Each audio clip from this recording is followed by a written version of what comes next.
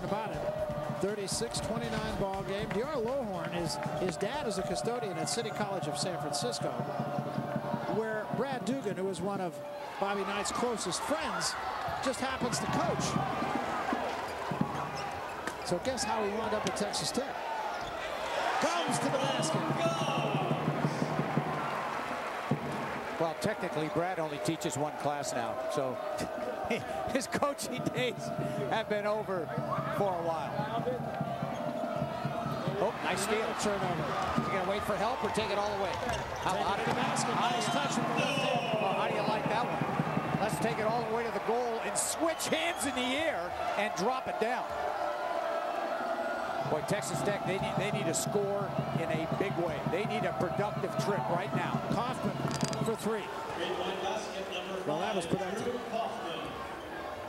Dior Lohorn went to Berkeley. They won the state championship 27 years ago. Was it Phil Chenier who was there? Boy, I don't know. There's a blast from the past. I don't know. That's right. Though. I don't know. Right. How about that one? Let's pull that one out. That was probably longer, but I know Phil Chenier was a great player. There's Carter in traffic, giving up nicely to Gumbs underneath. Easy. And a 10-point USF lead, their biggest of the night. 17 for Jerome Gumbs. And a timeout. Now, Barry Carter, I think, has been very effective. Not only with his scoring inside, but his vision. He's done a beautiful, look at him here. He's going to draw a couple of guys. What does he do? He finds the open man, and Gumbs has been sensational in the first. He can't play any better. He's knocked down threes. He scored in the open court. He has really been superb.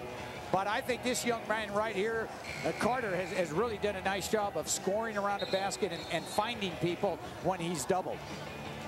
Well, it's a very different USF team that we're seeing tonight than has shown up so far this year. As we said, only 1 up and 4 down. That victory fairly close, for that matter, against Monmouth. But lost to teams that you normally wouldn't expect them to lose well, to. you know, they lose John Cox last year, who was really their go-to guy. I mean, he did everything for him. So he's, you know, Jesse Evans has a lot of new players on the floor. And quite frankly, they have not meshed so far, but they sure have tonight. Prince called for traveling, 6th turnover for the Red Raiders. And a chance to increase this 10-point lead coming down toward 2 minutes remaining in the half.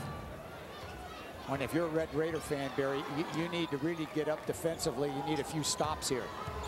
Get up in this man-to-man, switch it up, and try to eliminate this penetration. Well, Surratt penetrate, kick out Ingerson. He missed a shot. Gumbs, second chance, swatted away that time by Lohorn. Pretty good defensive job by Lohorn. I'll say. Because, you know, Gumbs has a little bit of leaping ability in his own right.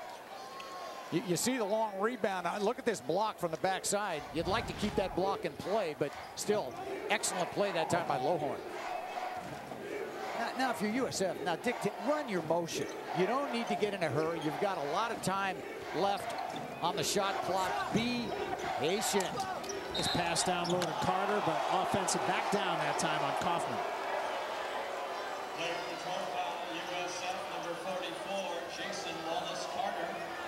Well, Jason Carter definitely walked. There was a little bit of contact.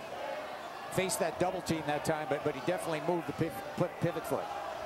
2-3 zone. I'll look for Jackson. Here he is up top. Prince at the elbow. I think if you're the USF guards, you don't lead Jackson. Well, he's just going to hop on. Nice pass to Lohorn. Couldn't finish. And a foul.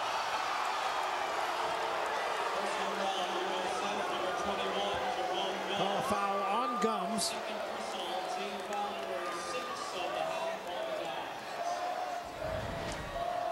Well, this is just excellent penetration by Jay Jackson to take it inside and find Lohorn. Definitely some contact in there. Got the ball, but body contact, and Dior Lohorn will go to the line for a couple of free throws.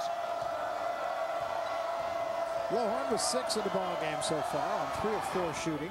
Got a pretty good rotation. Yeah, he does. Nice looking shot. You can just tell. I mean, he looks like he's going to be a player. As we said, he's a work in progress. But that might be said of this entire Texas Tech team. I don't think you want to see this team in March.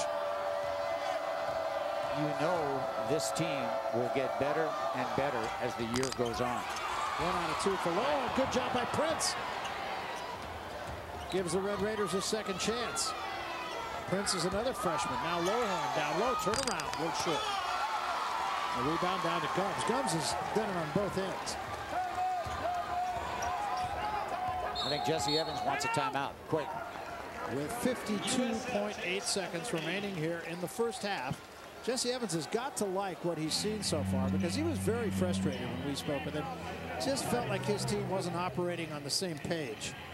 Well, in fact, they announced with just recently a deal that was signed during the summer that Jesse Evans' contract was extended through the 2010-2011 season. So, you know, congratulations to Jesse. He's going to be here long term. He's a very popular guy in the Bay Area. We know he's a proven winner, longtime assistant. In fact, you know what he did tonight? He says, I got to change my luck.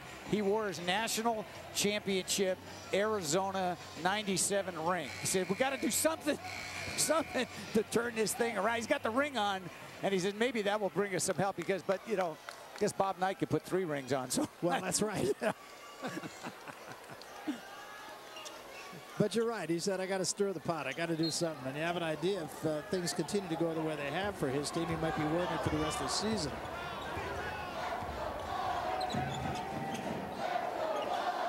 Havoc outside now. Ingerson with Prince in his pocket. Ingerson drives baseline, given up nicely to Surratt, swatted out of bounds by Jackson.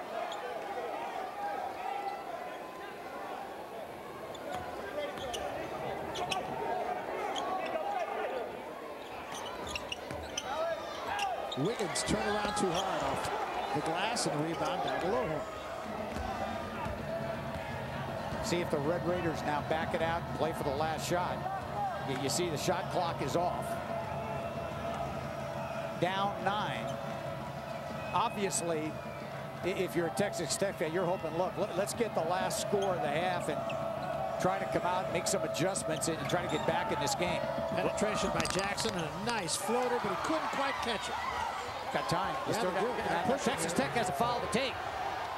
And Surratt fires it up and just missed off the front rim. And I'm sure that Bob Knight will remind his players of that. It's one of those things that can come back and hurt you later in the year. Good idea to mention it, and I'm quite sure that did not slip by the coach. So we come to the end of the first half, and a look at the scoreboard shows the USF Dons 42 and the Texas Tech Red Raiders 33. Dons have had a ton of upsets in this Northwestern Mutual shootout. Looking for another one tonight against the visitors from Lubbock. We'll be back.